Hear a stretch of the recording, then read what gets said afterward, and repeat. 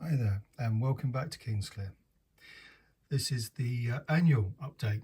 I'm only going to do this once a year, obviously, but a lot's happened over this year and I thought it might be just interesting to allow all of the new subscribers that may not have understood the background of Kingsclear and what we've done over the year, just a few videos to explain where we are.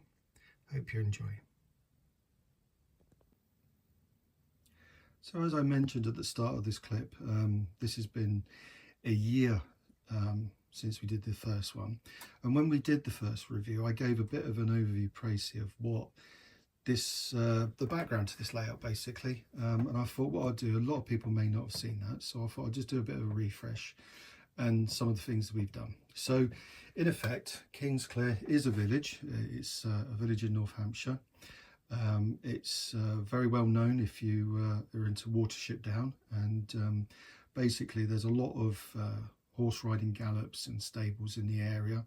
So what I've done is I've had obviously a little dock here where a lot of the race horses would have come from the gallops and the stables to the station, and then obviously been transported off to Cheltenham, Newmarket and various other race courses. But the line itself is a fictitious line.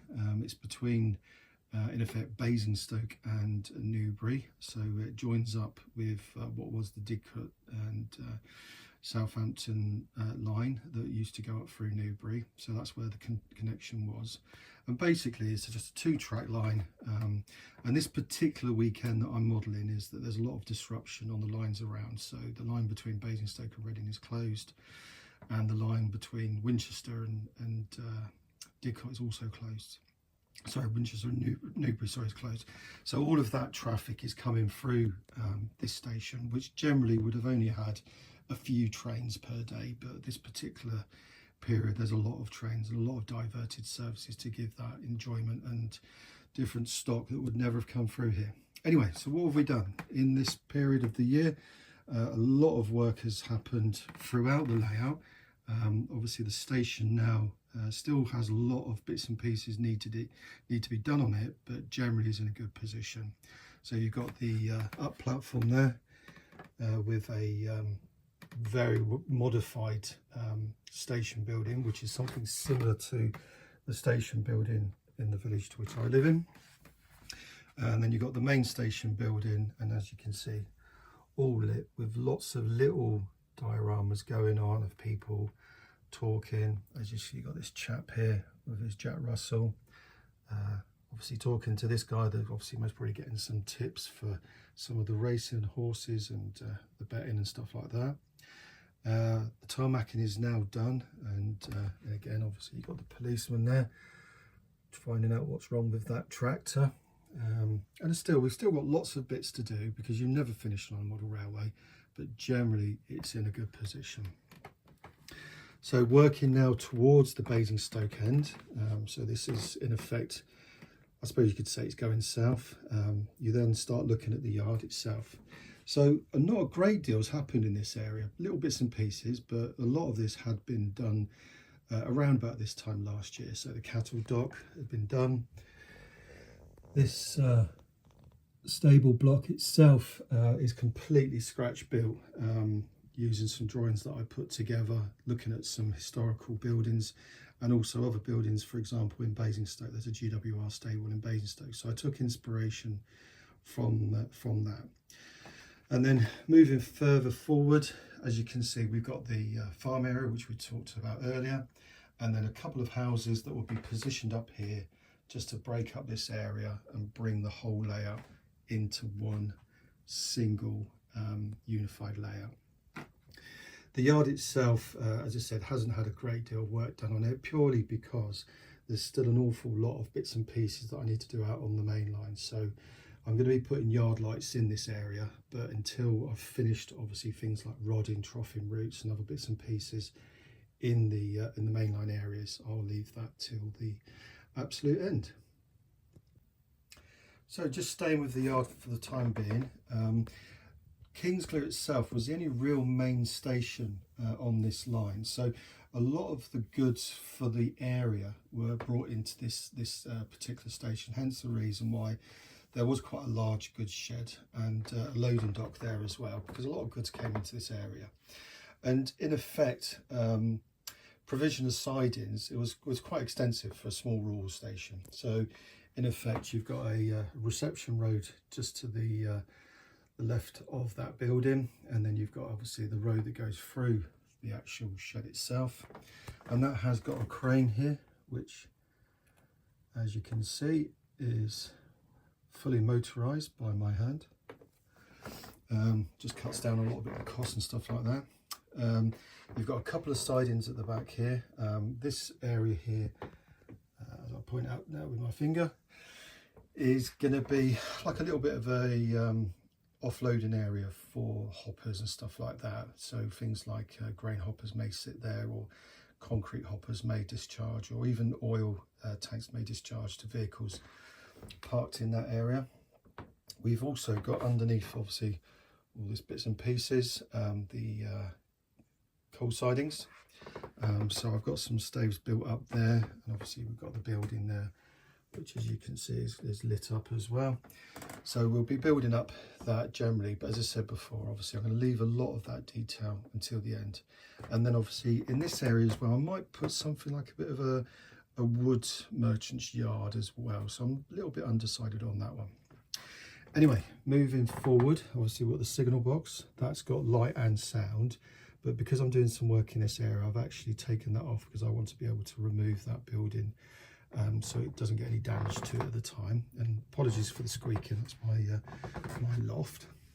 Anyway, moving down now into the actual sidings and the engine shed. As you can see, we've got a couple of sidings there.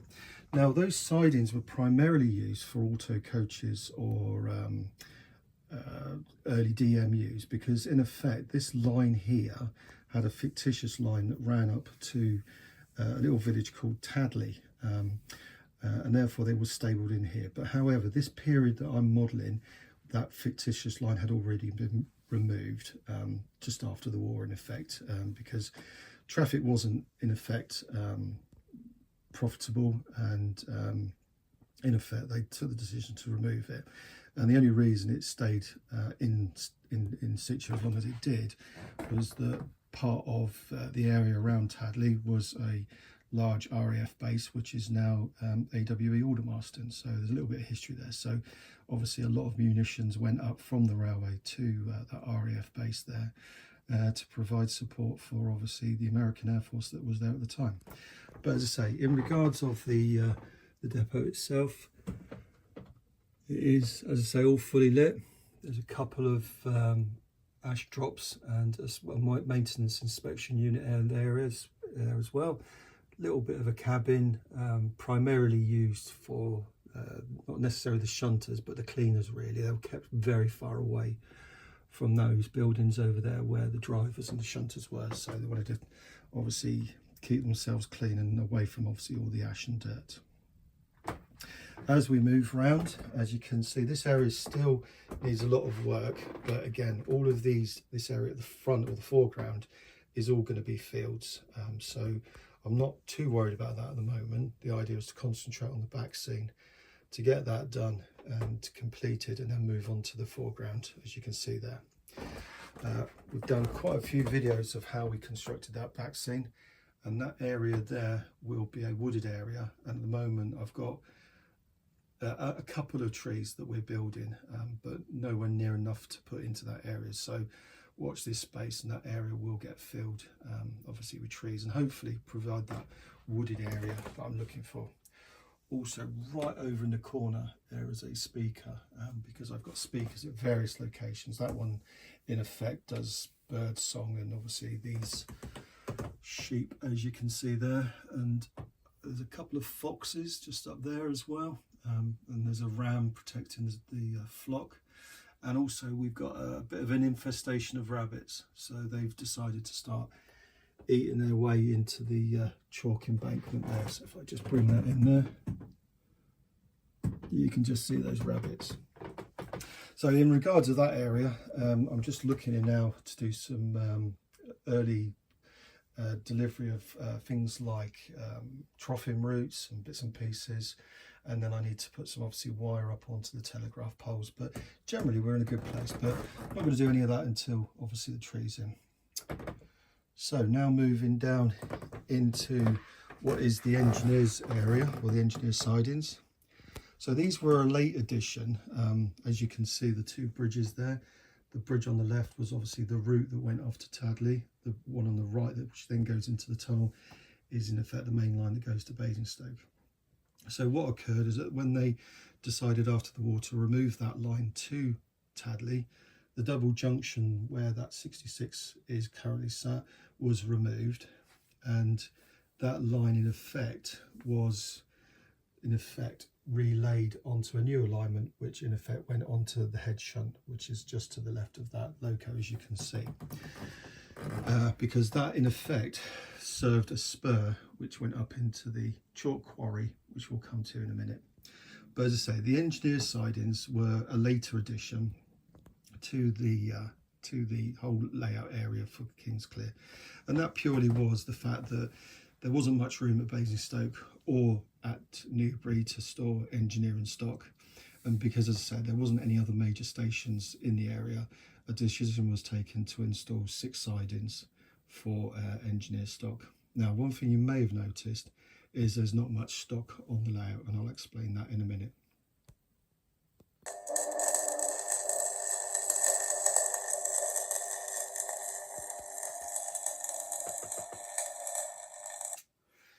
Turn that noise off so you can hear me. So yeah, now we're on the other side, and as you can see, here's the 2 bridges I mentioned earlier, and this line in effect was the line that went round and off to Tadley.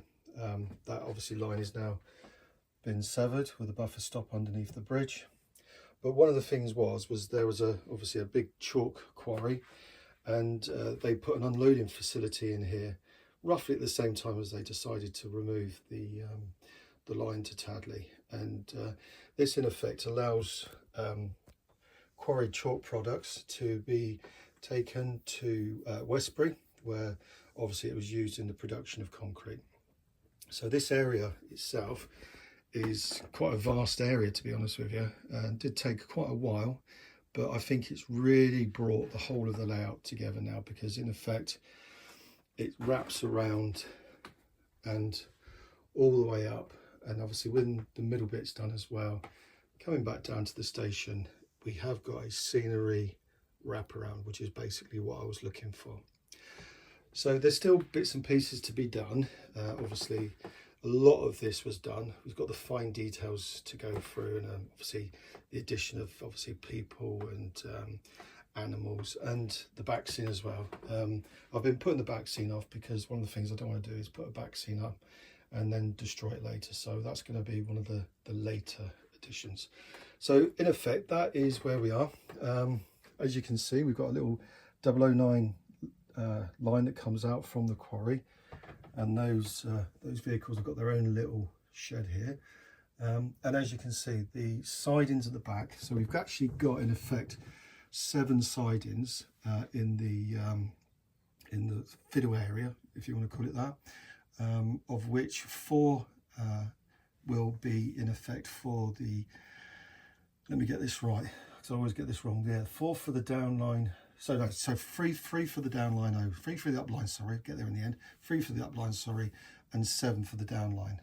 So I've taken all of the stock off as much as I can. There's little bits and pieces here, purely because I've got too much stock, and if you're not using it all the time, it just sits there and gets a bit dusty. But I spoke to my good friend JB, and as you can see, I've got quite a significant amount of his excellent stock boxes, which means I can safely store all of the various rakes I've got. And as you can see, they're all labelled up, so if I want to put a particular rake on, I can do so.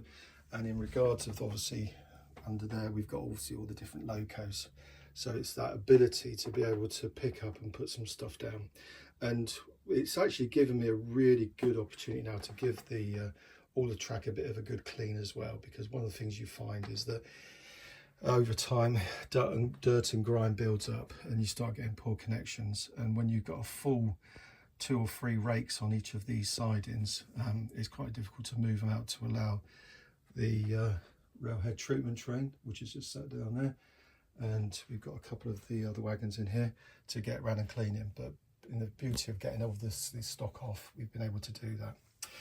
So yeah, so hopefully you can see where we've come from and the background and the history of the layout, and hopefully that you've really enjoyed obviously the progress over the last year.